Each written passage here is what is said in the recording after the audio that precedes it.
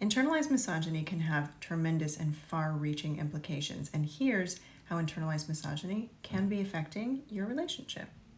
Internalized misogyny is subtle sometimes, and it's insidious. We don't always recognize how it can sneak into our lives and really prevent us from having relationships that are based in equity, equality, and mutuality. One of the sneakiest culprits of internalized misogyny in your relationship is unfulfilling sex.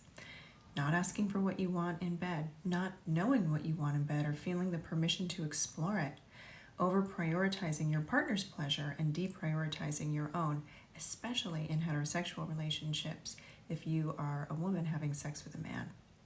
Believing that sex is more important to men. This is a myth, and it's a myth perpetuated by patriarchy, and internalized misogyny can be a place where that myth really lives and convinces us that sex is not important, when in fact, it generally is. And no surprise to anyone who's experienced a gap in pleasure, the orgasm gap is a place where internalized misogyny really takes root and perpetuates the problem because of all the reasons I've just described. Focusing on your appearance can lead to detriments in your relationship. So for example, shaving because you don't want to disappoint your partner who expects you to have a hairless look.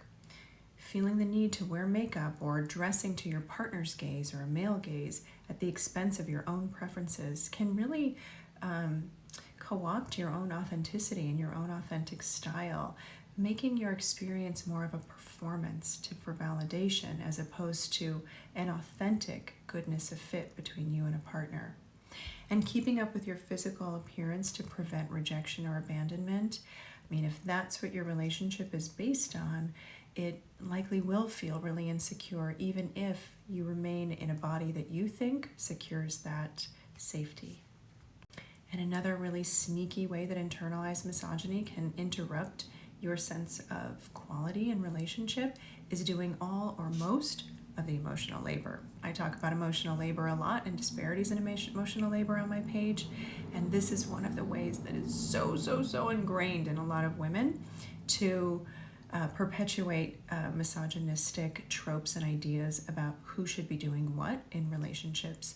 So managing the health of your relationship without reciprocity is a way that internalized misogyny may be creating inequities here for you.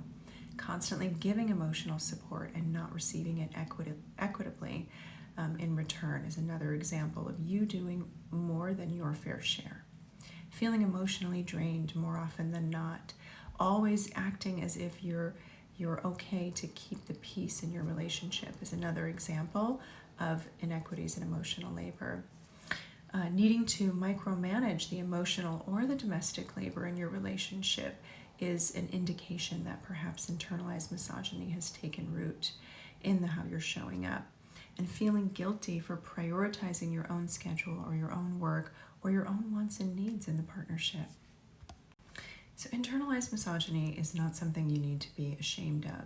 It is an opportunity for us to all continue deconstructing some of the things that we've learned in a society that really drives these beliefs home. The problem with these beliefs is that they don't really end up creating a culture of fairness, a culture of happiness, and a culture of contentment in partnerships for people of all genders. So this is an invitation to get a little bit more curious on how internalized misogyny may be showing up in the way you approach relationship, and it is a starting point for you to talk with your partner a little bit more consciously about how you want to organize how you both show up and what feels fair to you.